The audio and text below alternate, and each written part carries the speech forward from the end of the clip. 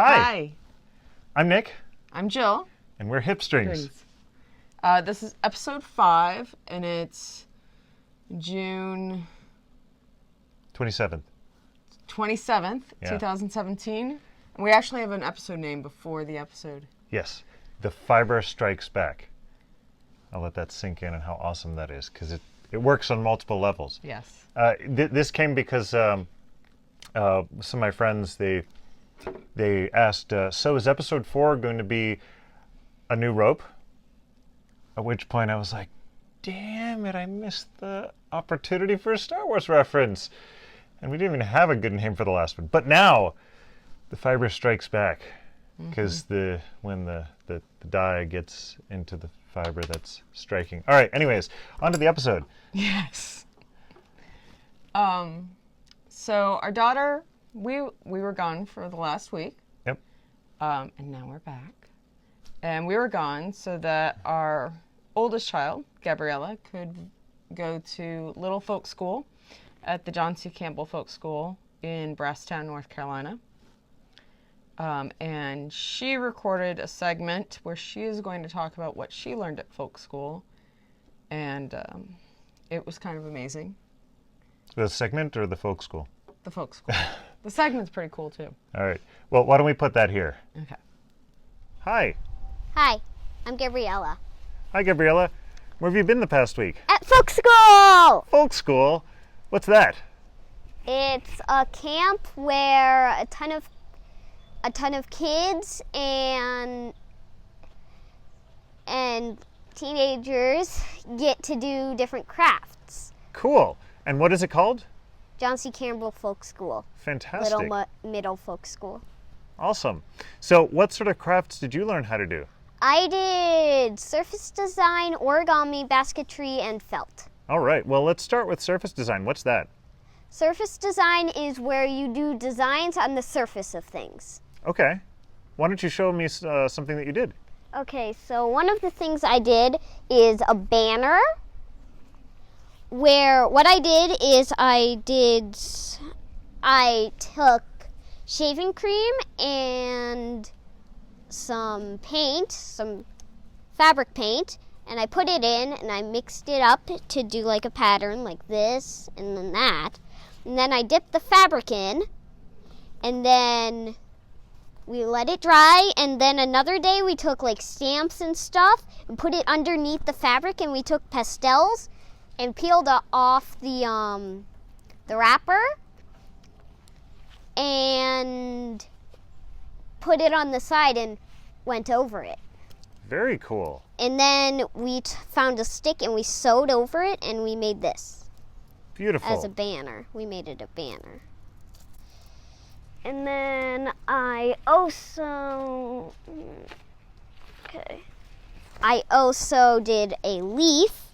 So I drew a leaf on a piece of paper and I put this over and I drew on it. And then we took some aloe gel and toothpaste and mixed it together and squirted it on the lines I made.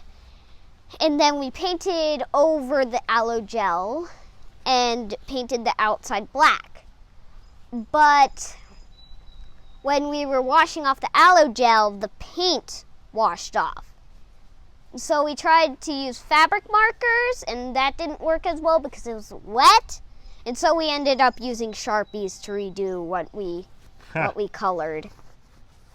So the aloe gel and the didn't work out right, huh? I also made a notebook with what I did here. I didn't do the pastel thing. I also did that, but I forgot to bring it. So that's okay. Also, I tie-dyed a shirt, and it got stripes because I did it accordion style. I folded it accordion style. And so on the sides I did red, and in the middle I did blue, so it turned out like blue and purple. All right. So what's next? What was the next class? The next class I had was origami. And so we made this giant thing. Wow. I didn't put it together, but I made all the little segments. So I did that, and then to go along with that, I made this little thing. It's like, it started off as this. We had the same little segments, but we put them together in a different way. So it started off like this, and we took these and we pushed it together, and it popped up. Pop. It popped out, like pop. And then we did a ton of different stuff. We did a book before it's cut. The pages are cut. And it's a little 6-paged book. It's really tiny. And they're white pages, so you can actually write in it. But you probably would be able to write like one word. One word. And then, let's see, we made a top. Wow. Right here, we made a top. It was out of 3 different pieces. So this was one piece, and this was one piece, and this was one piece. And it actually spins, but it works better on a flat surface. So, it doesn't really work on my hand. I think we get the idea. Yeah. So it's a spinning top. My giant ball. All right, so what was the next class? The next class was basketry. And so, on the first day, I made this. Wow. So, it went in, and then the teacher helped me go out, and then I went straight up. And then we did the tops. So tell me a little bit more about how you did that. So, there were spokes that went up, and then we took some reeds, some dyed reeds, and we started weaving. And you didn't really notice it going up after the second row. And then when we finished, let's see, can I find an end? There. So when we finished, we went to the second under, so right here, and we put our next string there. And then we went over and over until it finished. Until the other string finished. And then you kept on weaving and weaving. Like that. And it broke. It broke because it's so dry and I was trying to undo it. But it's okay. So what you did, there were like spokes and you put it one over. And then you took the one that's like right here in the middle. And you put that over. So you mentioned it broke because that. it's dry. Is this something where you have to wet the reeds beforehand? Yeah, you have to wet it so it doesn't break. You can probably super glue it. And then, on the second day, we got to make it multicolor! And so I made this. And it's a little bigger. The base is a little bigger. So it fits in here. Yeah, sorta. It sorta fits. There, it fits. See, it fits. And so I did pink, turquoise, and then purple. And then, on the third day, we only made 3 baskets. Also, in origami, I made this box. It's not real origami because it wasn't with a square piece of paper. No, that's not. We made this on the third day. And then, I have it inside, but we made something with plain weaving and a disc. So... Do you want to go get that? Yeah. Can you show them this?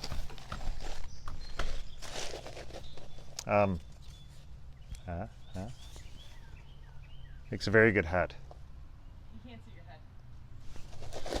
Makes a very good hat. Jill told me you couldn't see my head.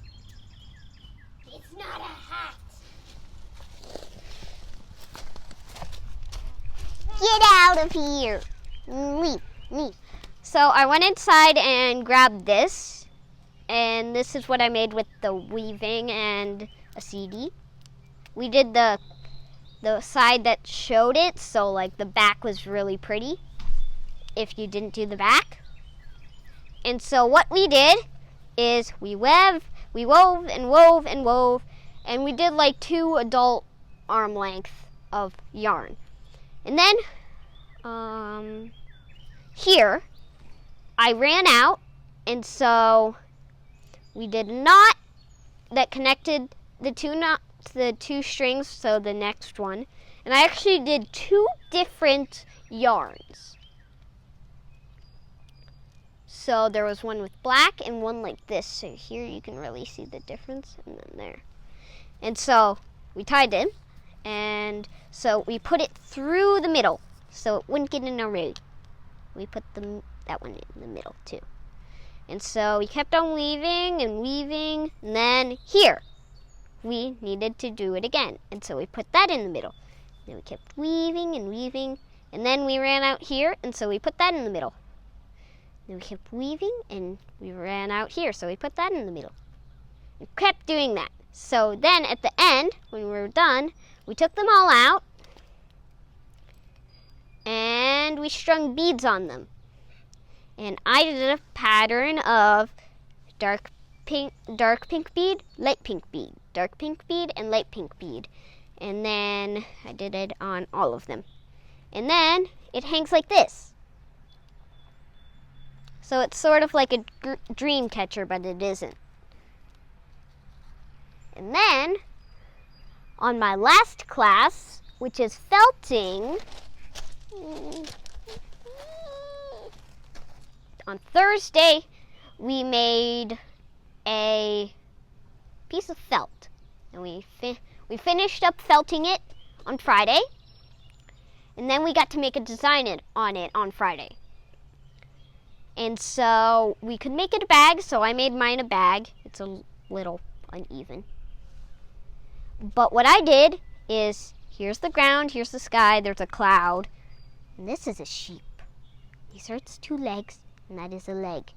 And it's eating a taco. It's a taco eating a sheep. No, it's a sheep eating a taco. It's not a taco eating a sheep. Show it right up front. There you go. And so Sheep eating a taco. I felted on the side, but I wanted to make sure it's super secure, so I sewed it with a whip stitch. And then I made a little strap, and so it's a sheep eating a taco bag. It's a little tiny bag, really tiny. And so I can fit this pin or button that my friend made me inside, but it pokes out on the back, and it probably will fall out. Well, sounds like you had a great time, Gab. Yeah, I did. It was really fun. Well, great. Thank you very much, Gab. This is a fantastic little interview. So, one more thing. I heard that you have a mission. What is your mission? My mission is to learn every different fiber art in the entire world. So, I think we should have you back every couple of times, maybe every time, and you can talk about your progress, because you've already learned a lot of fiber arts, right? Yeah, and I just learned rug hooking, and I finished my first project. It's beautiful. I can't wait to show it to everybody. Yeah, can you get it? Maybe next time, okay? Okay. All right. Thank you very much, Gab. Bye! All right, and that was Gabriella. Thanks for that, Gab.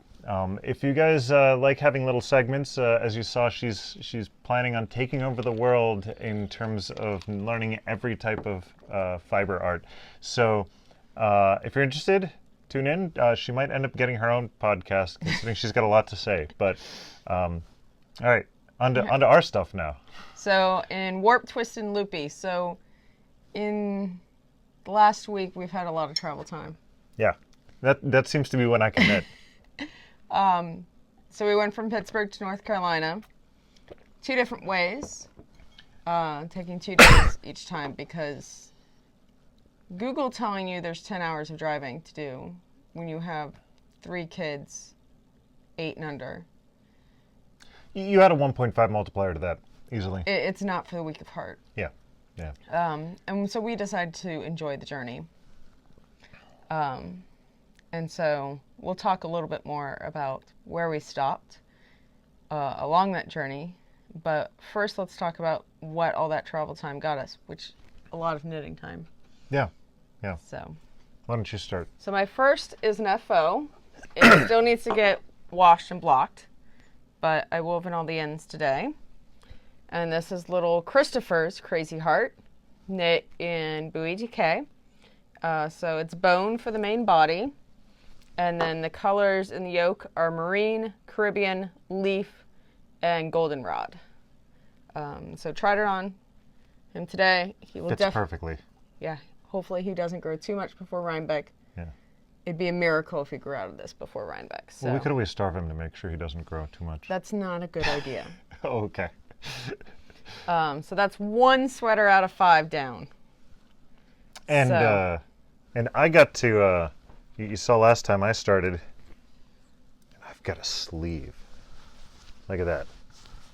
So this is my sleeve for my Crazy Heart in Caribbean, same color as the second layer of triangles, and I've started on my second sleeve, although it's more like a cuff so far. But this is like the most knitting I've gotten done in like 6 months, so I feel so good about this. And then in the Crazy Heart train, I just cast on today for the next Crazy Heart. So this is Adrian's Crazy Heart. And it's going to be, the body is going to be in Firecracker. And so it'll be a little bit bigger of a Crazy Heart. And I'm not sure exactly what colors I'm going to use in the yoke yet. Adrian likes warm colors, so there'll be reds and orange and that kind of stuff. I think we got to put some bone in there too. But Yeah. you didn't do any of the heart decoration for Chris's, did you? No, I didn't. I'm debating. Well, actually, I think I lost the opportunity to do some of the patterns, but they have some nice, nice heart patterns that you can do for the sleeve because they're called heart on your sleeve. I've got some EL wire that I think I might try to put a heart on, and Jill doesn't like that idea. But I just don't think you'll meet Gage. well, I'm not going to knit with it. I'm just going to Okay. sort of sew it in. Okay. But- And then, so, yeah. So along the way, though, we had quite a few detours. Well, I still have spinning to talk about. Oh, okay. Go ahead. Sorry. So That's right. You did spin while you were away. yes, I did manage to pack a wheel. Yeah. So I brought my Suzy Pro along. It's really compact. Fits well in the trunk. It fits very well in the trunk. And I ended up not using all of the bobbins that I brought. So, You didn't even use the pink one. well, that one I got along the way. Yeah, I but still did you need use more it? bobbins for it. No, I need to modify it a little bit. Oh. So the first thing I spun up was some fiber. I just got back from a local mill, Stromba Fiber Mill in, I think, Wampum, PA. Yep. And this was a local alpaca fleece that I dropped off along with some Polworth fleece and mulberry silk. I think it's about a 40-40-20 blend. Not exactly sure on that, but it's about that. So this is a carded prep. And then it's not really pin drafted roving because they don't have a pin drafter, but they did draft it out on their draw frame. And so it is like the fluffiest roving ever. I bagged a whole bunch of it up in the studio this week and just bagging it, making it into a nice nest like I do with my blends and putting it into a bag. It doesn't fit in the normal 8x10 It's bags. too fluffy. It's too fluffy. It has to go into the big bags that I usually put 6 ounces of fiber in. And it's still Kind of stuffed. stuffed in there. So it just needs its beauty shots and it will be in the shop. It's got a little bit of a texture since it is a carded prep. It is wonderful to spin because you don't really need to draft. It's just add twist. All the work has been done for you. We should call it Stay Puffed. Stay Puft. So that was part of my spinning. And then the other part of my spinning is, and I don't know how well you'll be able to see this. This is our Blue Heron Merino palette. So it's 6 colors of commercially dyed merino. And it coordinates with the Blue Heron signature blend. And so I have plans for this. Secret plans. I'm also spinning up coordinating 4 ounces of the Blue Heron signature blend. So the Blue Heron signature blend, that's not just merino. It's a merino silk blend. It's merino silk, right? It's a merino silk blend. So hopefully maybe soon you'll be finding yourself with the desire to do something like this. We're just putting the finishing touches on something and coming up with a few different options for you. You could say it's a pattern. It's more than just a pattern. Oh, it's an experience. There will be kits. It'll work for hand spun as well as commercial yarn. It's something kind of new that we're going in the direction of and hope to expand on in the future. So that's what we've been creating.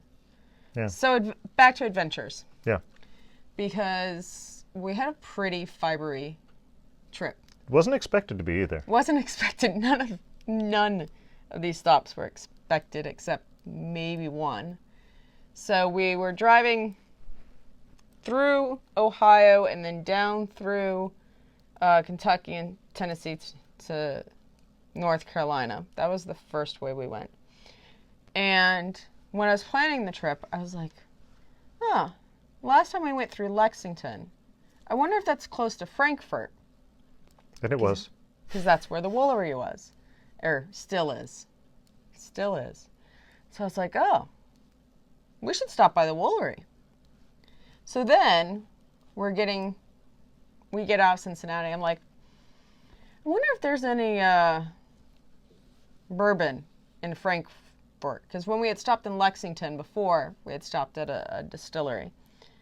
And I was like, Buffalo Trace is in Frankfort. So we found ourselves at and it was just perfect for stopping for lunch. Had lunch at Buffalo Trace. At Buffalo Trace. Didn't eat whiskey for lunch. They actually had a sandwich shop. Yes.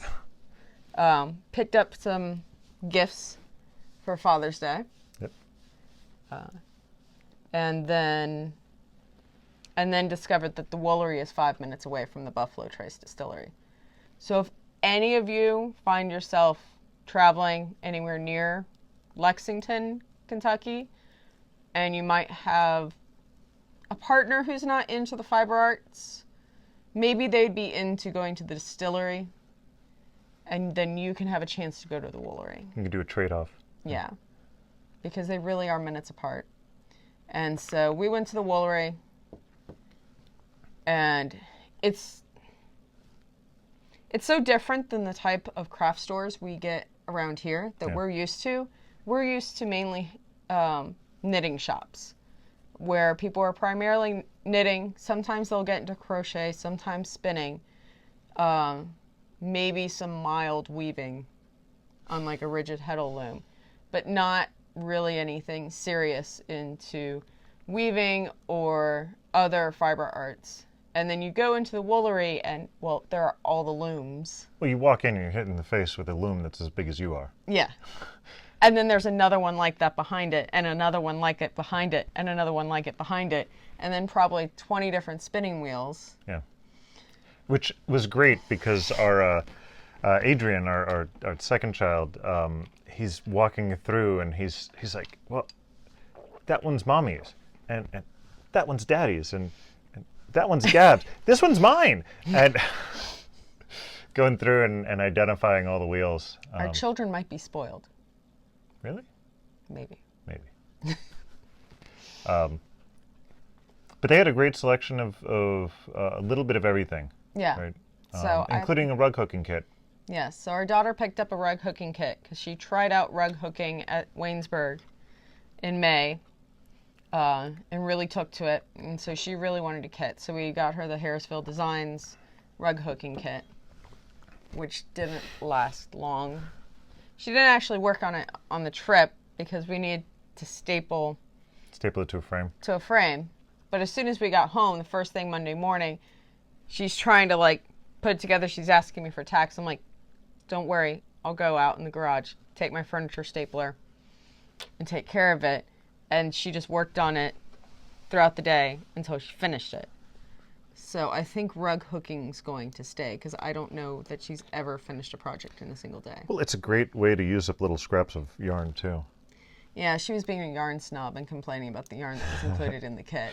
So we decided that Bowie would make an excellent rug hooking yarn because it has a nice tight twist and wouldn't fall apart. That was the only fibery thing we did on the way down, right? Right. And then on the way back up, we went through West Virginia. We went through Asheville, North Yeah. Carolina, and then up through West Virginia. And as we're driving down, there's this giant sign, billboard. I don't think I've ever seen a fiber shop billboard before. Never. And it was the largest knitting shop In the Southeast. in the Southeast. And I when we went into the shop, I said, "Oh, so we saw your billboard, and we figured we have to stop by." And they said, "Which one?" They have 3 of them. Really? Yeah. Gab loved that their tagline is that they are an epic yarn shop. Yes. Yeah. What was the name of the shop? It was Friends and Fiberworks in right. Chandler, North Carolina. Yeah. They were really friendly. Yes, they were. It was great, and it was huge. I really like they have, fiber shops have, yarn shops have patterns and stuff, but this huge shop was completely covered with finished objects. So you could see every type of thing. It was in the hundreds. Yeah, and they had just kits all around for a lot of patterns. right about the ceiling and everything. The other thing that I thought was cool I'd never seen before is they had these cute little bags for some of the fiber. I don't know if this was the yarns that's how they package them, or if they package the yarns this way.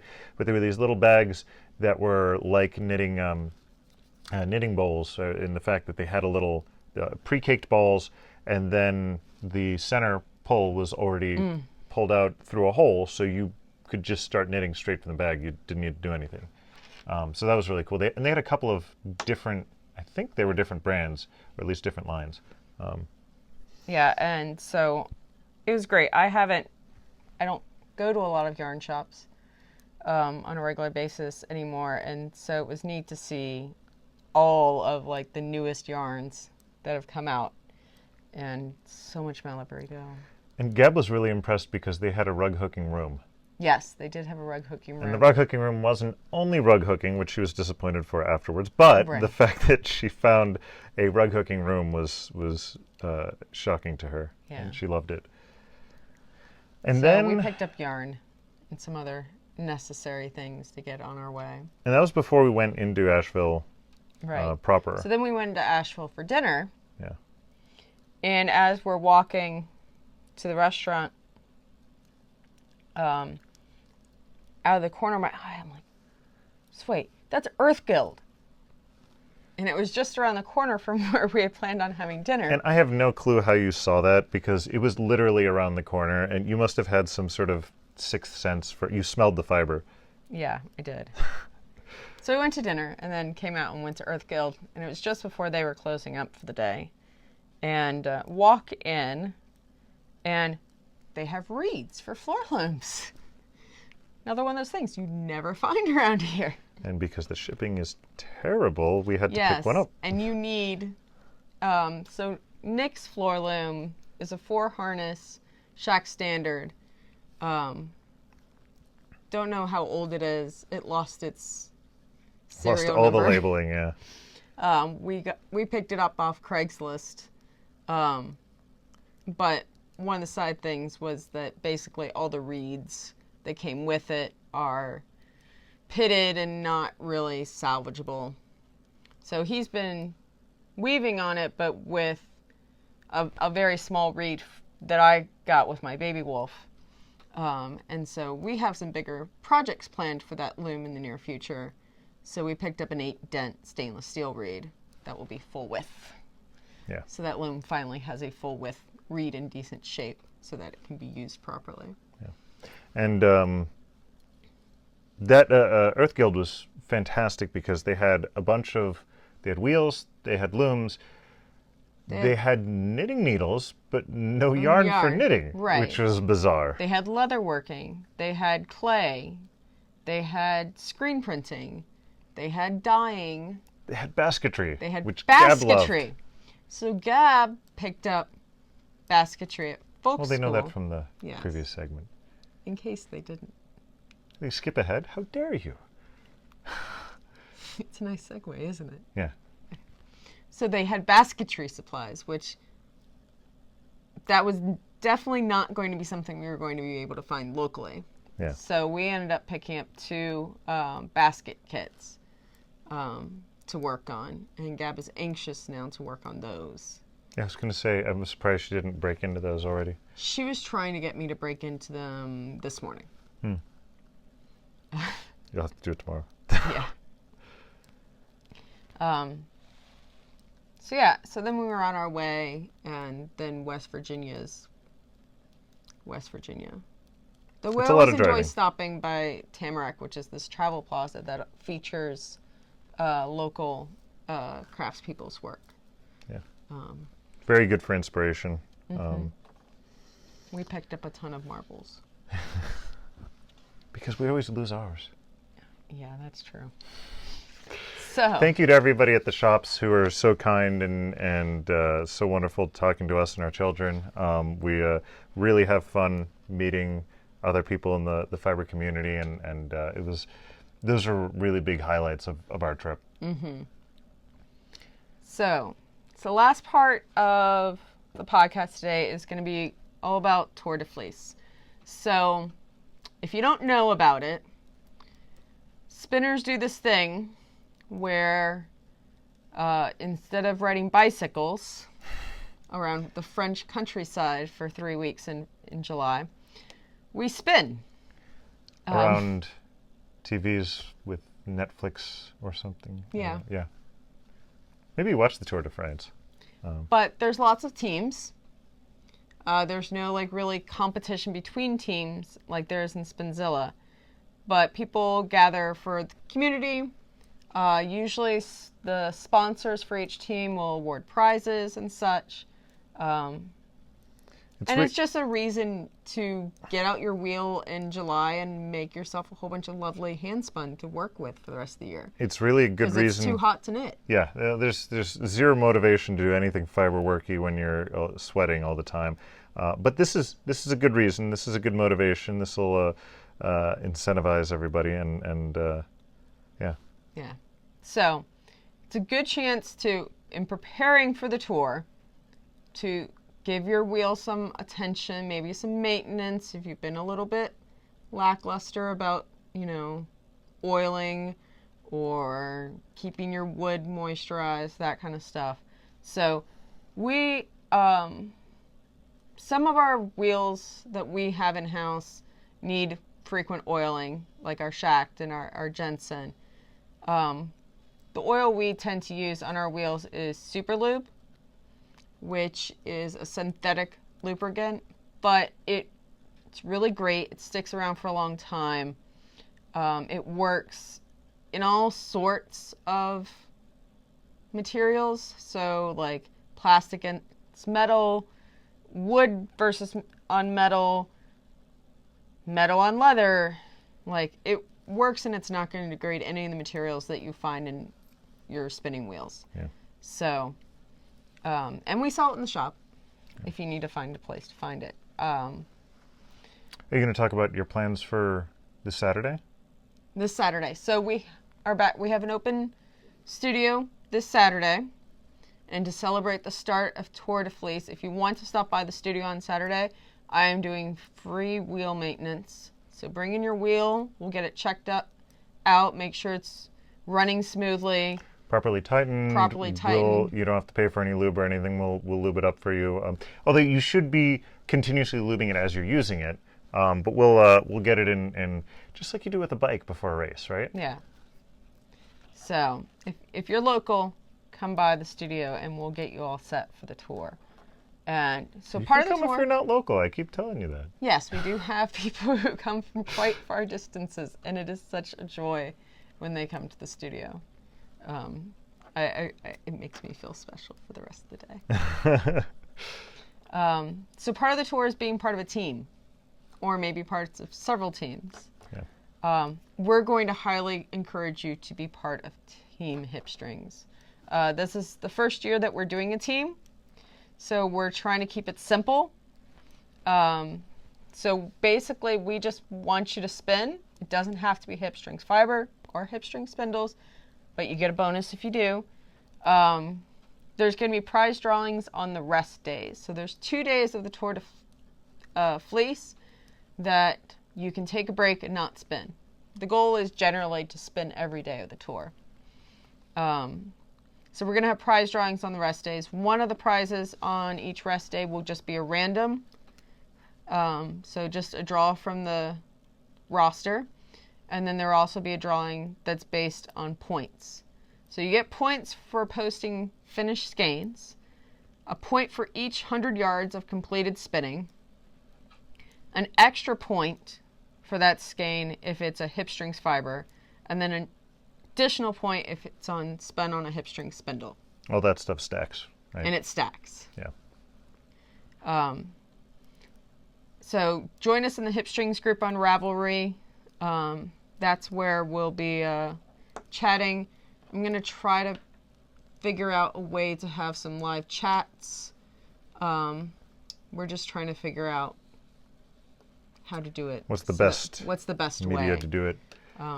If you guys have a particular media that you prefer, Google Plus, Facebook, streaming, Twitch, Periscope, any of those, let us know, and we'll take that into account. The other thing that I'll say is, I don't think I did Tour de Fleece last year, but No. I did it the year before, and that was when I was first really learning how to spin with a spindle. And it's not, you're not, like Jill said, you're not competing with anybody, you're competing with yourself. So it's a great opportunity to try something new, just get into that routine of going over and over again to really practice something. And don't exhaust yourself, because you want to pace yourself throughout the entire routine. The other thing that's great is you can tell everybody, screw off, I'm spinning for this week. I've got plans. Yeah. Don't want to disappoint. So it'll make sure you get that spinning meditation in. So are you going to join me in Tour de Fleece this year? I will try. It depends on how Just successful try to spin each day? Yeah. Except rest days? I will try to spin each day. I gotta make progress on that alpaca. Yeah. So I'm still trying to figure out what I'm going to spend for the tour. So I pulled out some fiber here that is on my to-do list. So this is Hill District, which is one of our merino silk signature blends. And I've been wanting to spin this up for, to make something out of it other than a sample skein. And then this is something that I've been working on for the shop. And I'm going to test spin my idea. So this is a rainbow. It will be a kind of a kit box kind of thing. And so I'm going to start developing boxes based on color theory. This is the first one talking about primaries and secondaries. And so I'm going to have instructions on how to spin a rainbow several ways and learn about color blending in the process. So there's an ounce each of a red, an orange, a yellow, a green, a blue, and a purple. And so I'm going to work on that during the tour. And then I think I'm going to try spinning some flax. And then just work on some core spun and some fat singles. Stuff that I don't typically work on because I'm always involved in fairly large spinning projects. And so this is a chance to step away from all those big projects and focus on small spins, little 4-ounce spins. So, talking about, the whole idea of spinning every day or almost every day, not everybody's used to that. And so some tips I have for spinning endurance, I do try to spin every day anyways. I get cranky if I don't spin every day. Like I said, meditation. Meditation. It is definitely my meditation. It's my mindful practice. If you can change wheels, don't spin for long periods of time. Take a break every 20 minutes or so. It's no good if you're going to hurt yourself, your ankles or your wrists. Just don't do it. And if you do give yourself a short little break every 20 minutes, you'll last a lot longer. Do you have any special stretches for I don't have special stretches. What I find is if you do have multiple wheels, changing wheels, I have a different posture. I have different hand position, slightly different tweaks at every wheel that I have. And I've gotten rid of some wheels because I found that they were no longer ergonomic for me, that they had been for years, and then as my spinning technique changed, they were no longer comfortable. And there are so many fantastic wheels out there. There's no reason to not be comfortable at your wheel. Oh yeah, and the resale market for wheels is ridiculous. So, as in a good thing. So if you ever find that you just aren't spinning because you're not comfortable and you can't get that position right for that wheel, don't blame yourself. It's not you, it's the wheel. It doesn't match with you. Everybody's different height, different leg lengths. I mean, Jill and I are different heights, but our legs are exactly the same length. So we work very well on some wheels, but other wheels, just because of our torso height differences, I can't stand. We have different preferences. Yeah. Like, we have a good number of wheels in the house. None of them are bad wheels. None of them really have major flaws. Yeah. But anyway. We just have preferences. So that's one thing, is you can change wheels or change your spinning technique. You might not want to do that if you're in the middle of a project. Because it'll change how your single goes. Yeah.